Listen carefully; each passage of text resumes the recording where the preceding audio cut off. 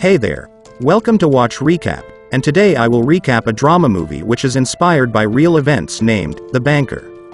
Okay, so let's start.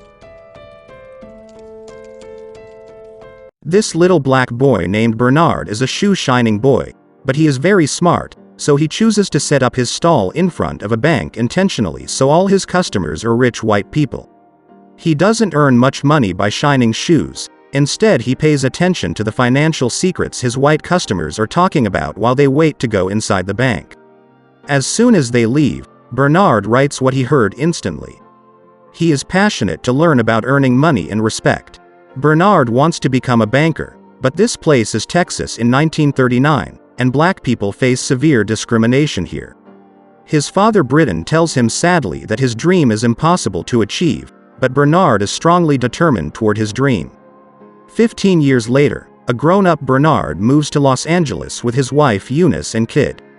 Discrimination against black people is a lot less here compared to Texas, so he decides to start his business here. For now, they have to live in a shabby place provided by one of his relatives. But still, Bernard promises to Eunice that they will move out soon. He starts as a real estate agent searching for houses around the city for sale. Observing closely, he finds that the black community in Los Angeles is overcrowded while the white people still have a lot of empty houses. Black people can afford renting houses, but they are not given opportunities to buy or rent. And this is a great opportunity for real estate business. He also sees an apartment in bad condition owned by a white man with weed growing in front of it, but he sees the advantage here as the apartment is nearby a black community. He meets the owner, Mr. Barker, saying, "You only rented out half of the apartment, so why don't you sell it to me? I'll give you $30,000 now and the rest $5,000 after I rent out all the rooms." Mr. Barker likes the deal but refuses as he doesn't want to take risk doing business with him.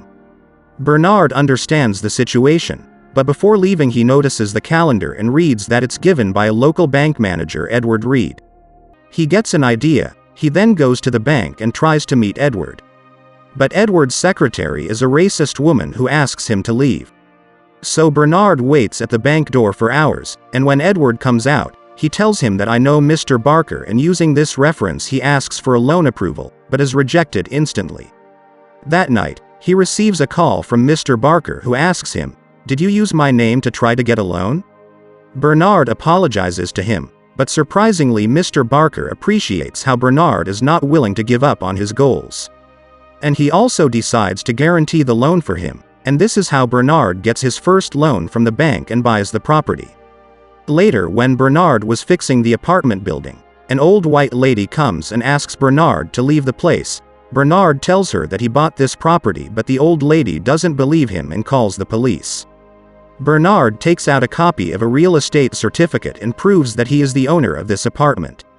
The old white lady moves out few days later as she doesn't want to live with black people. And so, Bernard rents out her room to a black lady. Soon, he rents out every room of the apartment and pays the remaining $5,000 to Mr. Barker. Mr. Barker now offers to start a business with Bernard, and Bernard agrees with this. Bernard finds the houses for sale and Mr. Barker deals with the owners and transactions, as people here will only agree to deal with a white man. The business grows successfully, and so Bernard buys a mansion for his family. But few years later, Mr. Barker dies of old age. His equity in the company is inherited by his wife, who unfortunately hates black people. So she offers to buy Bernard's share in the company for a very low price or she will sue him. Bernard refuses to do this and decides to go to court. But he have to find someone who can testify to prove his good relations with Mr. Barker. He thinks Edward would help him, but he finds that Edward is already supporting Mr. Barker's wife. Bernard is disappointed and starts to lose hope, but then he realizes these white people don't allow him to enter the bank and are rude to him just because he's black. Then what if he buys the whole building, which consists all of these banks? With this great idea, he goes to meet Joe, another black real estate developer, who thinks Bernard is out of his mind considering how expensive are the land prices for the building, and never has a black man ever bought property in LA downtown. But as he talks with Bernard for a while, he sees the smart idea behind his plan. that the bank will serve Bernard with respect if he buys the building and will never close their doors for him.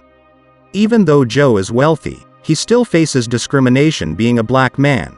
Bernard thinks if they will do business in areas owned by white people, they will earn more money. But white people will never deal with two black men, so they meet Matt. Matt will deal with white people on behalf of Bernard and Joe, and they will take care of the rest. So they teach Matt golf, some high-class manners, and also about the real estate. One day while playing golf, Matt meets the owner of the bank building. Of course, this conversation is a setup arranged by Joe, and the conversation goes well. Matt gets the chance to buy the building. And before the negotiations, Bernard helps Matt with all the preparations. He first counts the number of lights on in the building, calculating the vacancy rate, and finds the estimate value of the building. He asks Matt to memorize the important calculations and numbers before meeting the owner. And with this preparation, Matt shocks the owner at the meeting, providing accurate numbers, and they find it hard to fool Matt. In the end, Bernard gets the building for $1.56 million, even though the owner demanded more than $2.4 million, all because of good negotiation. So now, Bernard is treated with respect by everyone inside the bank, and those who insulted him are left speechless. Joe and Bernard's business grows rapidly, and they also defeats the discriminative separations for black people in Los Angeles, and they successfully settle black people into white neighborhoods. After meeting the vice president, Bernard with his family returns to Texas to meet his father. After dinner, Britton tells Bernard that he's proud of him, which is a great thing to hear from your father. Next day, Bernard goes to the bank with his son, in front of which he used to shine shoes, where now they see another black boy shining shoes just like Bernard used to. But the black boy reveals he only cleans the shoes of white people. This touches Bernard's heart, and he then decides to change the way black people are treated in Texas. So he goes to meet Joe again, saying that they should now buy the mainland bank in Texas. But Joe refuses, saying the racism is so much worse in Texas compared to Los Angeles.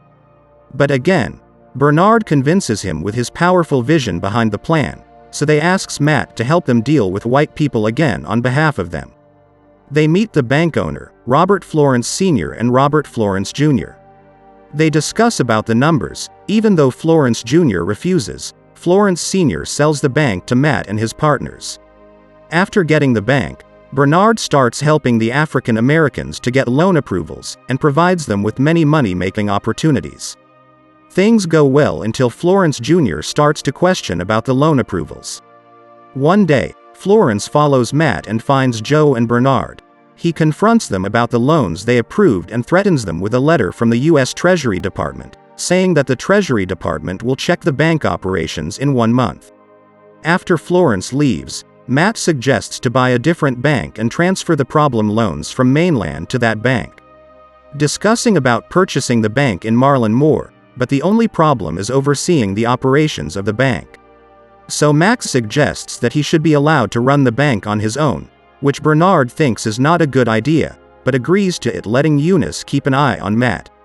So Matt gets to run the bank the way he wants, and then he meets the lawyer and signs the loan contracts. Few days later, Matt receives a call from Florence Jr. regarding clients who wants to withdraw their money from mainland bank. The situation becomes worse when a federal bank examiner arrives at Marlin Bank. To help Matt, Bernard dresses up like a janitor so he can overhear their conversation.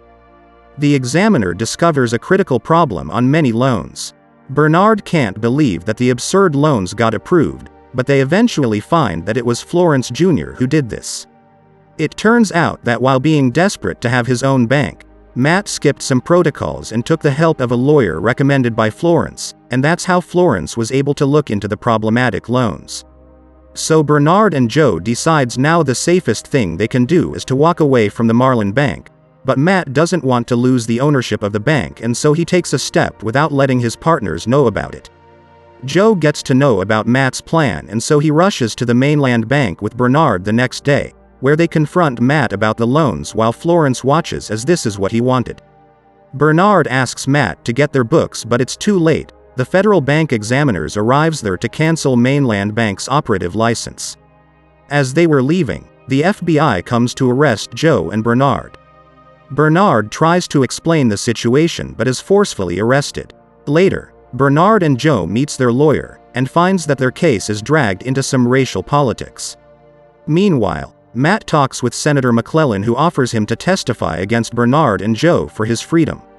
Matt thinks about it that night and makes a phone call. He follows McClellan's suggestions and testifies against his partners at the Senate hearing the next day. Later that day, Bernard meets McClellan, who offers to give him an immunity deal and confirm Matt's testimony, or Bernard can say what he wants and go to prison. In the end, Bernard decides to say the words he have in his heart. He talks about racial discrimination in the country, and soon after the hearing, both Bernard and Joe's properties and possessions were demolished and they were sentenced to federal prison. Florence Jr. buys the Mainland Bank for a small fraction of the price paid by Bernard and Joe, and Matt was not charged with any crime. Many years later, when Joe and Bernard gets out of prison, Eunice finds it strange why both of them are so happy even after losing all their money. It is revealed that the man Matt called that night was Bernard. He told Bernard about the senator's deal and apologized. Bernard asked him for a favor before the government seized their assets. And Eunice is happy to know that Joe and Bernard still have 2 mansions next to each other in Bahamas. This is where the movie ends. Subscribe to the channel if you love movies, like and share the video, we appreciate it. See you again.